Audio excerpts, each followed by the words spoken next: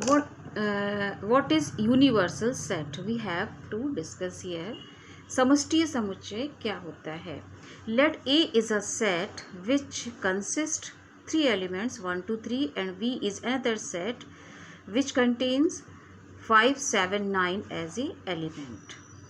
So in any discussion we are given a particular set and we consider the different subsets of the given set, then this set is called universal set which is denoted by U.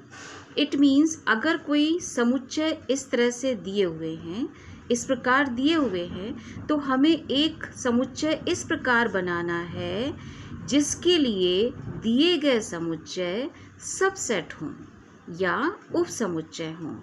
Let's consider another example. Let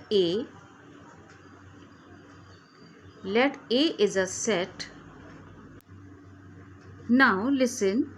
A and B are two given sets. A और B दो समुच्चय दिए जा रहे हैं.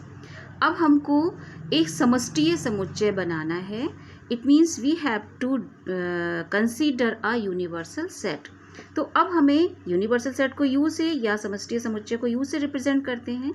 अब हमें एक ऐसा सेट लेना है जिसमें ए के भी सारे एलिमेंट मौजूद हों और बी के भी सारे एलिमेंट मौजूद हों. अब ए को देखने से लग रहा है कि ए जो हमारा सेट है वो अभाज्य संख्या यानी कि ऑड नंबर का सेट है और बी 2 4 6 इवन नंबर है. इसमें सभी सम संख्या हैं. इसमें विषम ए में विषम संख्याएं हैं और बी में सम संख्याएं हैं. ए में विषम संख्याएं, बी में सम संख्याएं हैं. तो हमें एक ऐसा सेट बनाना है जिसमें ये ए के भी एलिमेंट मौजूद हों और बी के भी एलिमेंट मौजूद हों. तो चलिए बनाते हैं 1 2 3 4 5 6 and dot dot dot and so on. तो इसमें देखो सारे नंबर्स आ गए. तो इट मीन्स ये हमारा क्या बन जाएगा? सेट ऑफ नेचुरल नंबर, क्योंकि नेचुरल नंबर में इवन नंबर भी आते हैं और ऑड नंबर भी आते हैं. तो अब ये बन गया हमारा यूनिवर्सल सेट या समष्टीय समुच्चय. Now consider another example. In this example, set A, B, C and D, 4 sets are given. A is a singleton set. B consists ABC, C contains XYZ and D contains PQRS. अब हमको क्या बनाना है? Universal set या समष्टीय समुच्चय. एक ऐसा element लेना है, सेट लेना है जिसमें A, B, C, D सभी आ जाएं. तो देखते हैं क्या होता है. A, B, C और हमको क्या लाना है? XYZ भी लाना है, PQRS भी लाना है. इट मीन्स हमारे इस सेट में सारे अल्फ़ाबेट्स आ जाएंगे. ABCD EFGHIJK up to XYZ. ये हमारा बन गया यूनिवर्सल सेट. क्यों बन गया?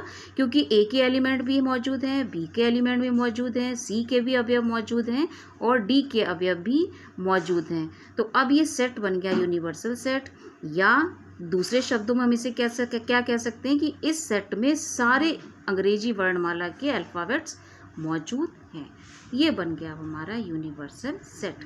कहने का मीन्स ये है कि जो भी समुच्चय तुम्हें दिए जा रहे हों तो हमें एक ऐसा समुच्चय बनाना है कि दिए गया समुच्चय उस समुच्चय का उप समुच्चय हो.